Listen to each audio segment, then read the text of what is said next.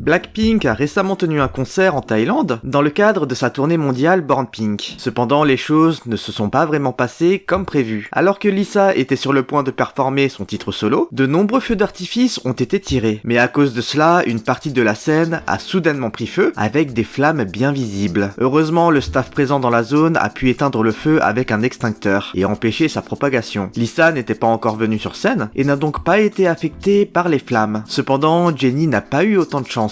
Lors de la performance How You Like That, Jennie a été blessée à l'œil par un feu d'artifice. Elle a tant bien que mal essayé de continuer sa performance, mais elle ne put cacher sa douleur par la suite. Du coup, Jennie a dû retourner dans les coulisses pour demander de l'aide à l'équipe. Mais certains fans ont également découvert que l'idol s'était brûlé le bras à cause des feux d'artifice. Heureusement, l'incident n'était pas trop grave et Jennie a pu continuer à donner le meilleur d'elle-même. De son côté, Jisoo prend une véritable dose de hate ces derniers jours. Même si la membre de Blackpink n'a rien fait de particulier, c'est en fait l'annonce de son solo qui a provoqué une vague de moqueries à son égard. Beaucoup d'NT tournent Jisoo au ridicule en disant que son solo va faire un flop, étant donné que la voix de cette dernière serait selon eux horrible. Les critiques se font nombreuses et les internautes affirment qu'elle n'a pas l'oreille musicale, qu'elle aurait une voix cassée comme les adolescentes ayant atteint la puberté. Les attaques se firent encore plus fréquentes après sa reprise de l'Ayar durant la tournée Born Pink qui fut qualifiée de désastre. Ses talents en danse ont aussi été remis en question. Certains haters disent que Jisoo manque de talent vocal, mais également de compétences en danse, et que par conséquent, ce sera le pire solo du groupe.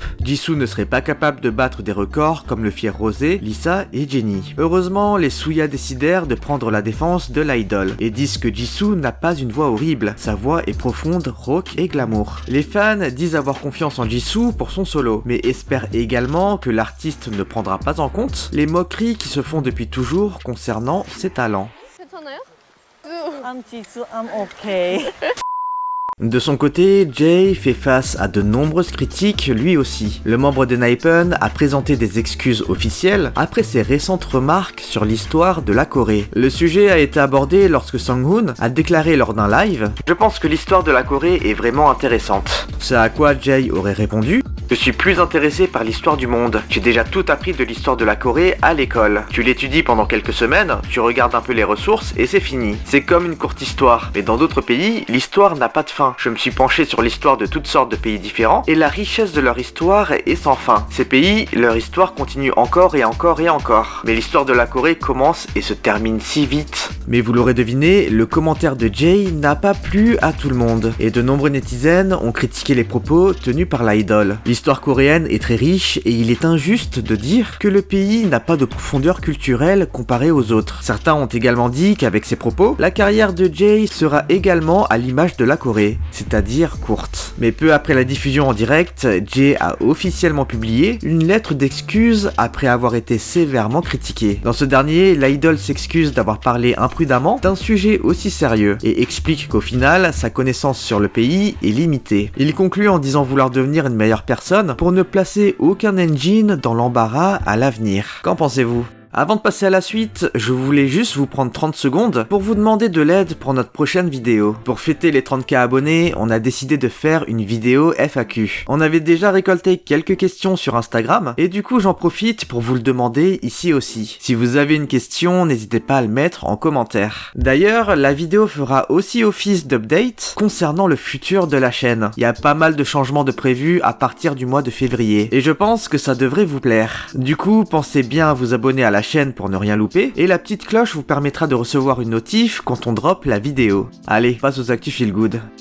Après avoir marqué les esprits avec son rôle d'Enid dans Mercredi, et avec son amour assumé pour Seventeen, Emma Myers a encore fait parler d'elle. Lors de sa récente intervention dans le Tonight Show, l'actrice en a profité pour faire un cours à Jimmy Fallon. Nord-coréens ont été impressionnés par les connaissances d'Emma sur le groupe Seventeen. Les Karats se disent heureux de voir les garçons autant exposés grâce à Emma Myers. De son côté, 80s commence l'année en beauté. Le 6 janvier, le premier épisode de Music Bank pour 2023 a été diffusé, qui était également la première émission musicale de l'année. La liste des artistes du TV show comprenait 80s, Moonbin et Sana d'Astro, Wavy, DKZ, TU1 et plusieurs autres artistes. Quant aux nominés de l'épisode, 80s a dû affronter le rookie group groupe New Jeans avec leur récent single Ditto. Alors que les filles ont obtenu un meilleur score numérique, 80s a balayé le reste des critères pour remporter la victoire pour cette première émission musicale de l'année. Félicitations aux garçons. Et finalement, cette semaine, Blackpink marque encore une fois l'histoire de la musique. La programmation de Coachella 2023 a récemment été annoncée et c'est aux côtés de Bad Bunny et Frank Ocean que Blackpink fait la headline du festival. Il s'agit d'une tête d'affiche historique puisque Blackpink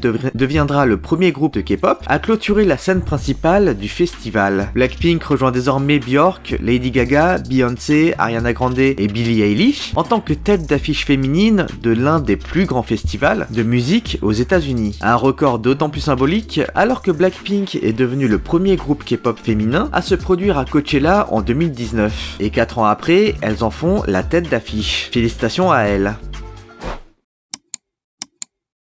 Cette semaine, Hyuha a malheureusement encore une fois fait face à de nombreuses attaques de la part des netizens. En fait, il y a 3 semaines, Idol a décidé de drop le process d'enregistrement de son titre Nude. Cependant, depuis quelques jours, la vidéo a à nouveau buzzé à cause des internautes qui se plaignent de Hyuha dans cette dernière. Dans la vidéo en question, on y voit les filles passer une par une au studio afin d'enregistrer leur line concernant Nude. Et c'est Soyeon qui s'occupe du rôle de la prod en coachant les autres membres durant leur performance.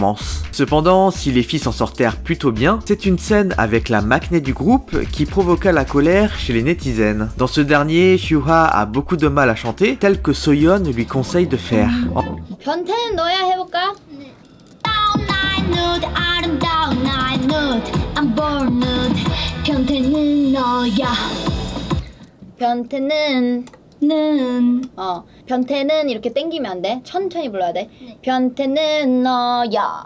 변태는 너야. 아름다운 night nude, I'm born nude. 변태는 너야. 그리고 더 세게 불러 훨씬. 해봐. 베이비. 베이비. 불러봐. 베이비. 근데 더 이렇게 베이비 하면 당연히 안 되지. 베이비 how 손으로 치면서 불러. 베이비 how. 베이비 how do I look? 아니야 이렇게 해야 돼. 손으로 쳐해봐. 베이비 how. 아니야. 베이비 how이 안 치잖아. 베이비 how 둘 다 쳐. 베이비 how do I look? 맞아. 이렇게 허공에 쳐봐. 네. Baby, how do I look? 그렇게만 해줘. 빼야 무조건 배로 하면은 죽여버린다. 한 번만 들어갔다 올게. 이것도 똑같아. 아리따운 이거야 여기.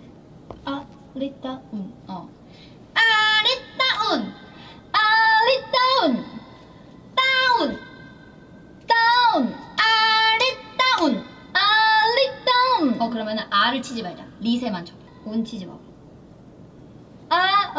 아리따운. 아리따운 나 있고 그거야.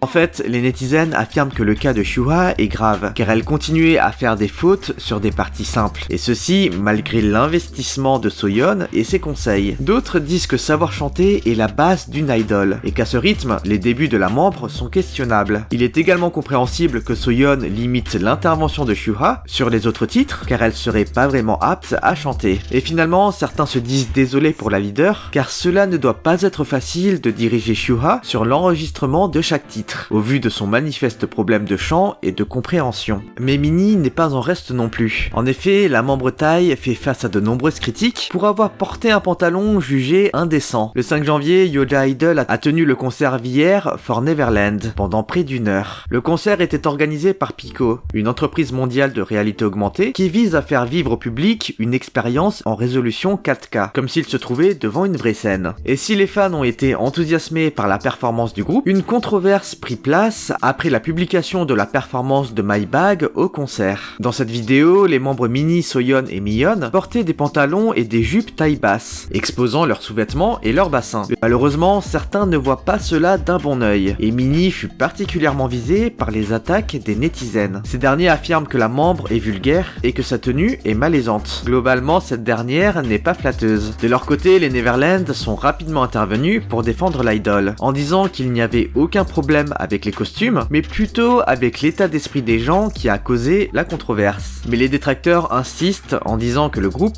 essaye trop de s'occidentaliser, ce qui ne leur correspond pas du tout. D'autant plus que le concept de base du band était plutôt cute. D'ailleurs, Minnie a toujours attiré l'attention pour son visuel de poupée, chose qu'elle ne représente plus du tout avec ce genre de vêtements vulgaires. En fait, plus largement, les netizens pensent que Idol fait exprès de prendre un tournant sexy assumé dans leur comeback, notamment avec les lyrics dans Tomboy, où les filles utilisent le mot fucking et ont une mauvaise attitude, et plus récemment avec le titre Nude, où les artistes font l'éloge de la nudité. Ce qui laisse penser que Yoja Idol se tourne vers un concept plus sexy occidental, qui pour certains est beaucoup trop forcé, et colle pas du tout à l'image des filles. Et vous, dites-moi, la tenue de Minnie, elle vous choque ?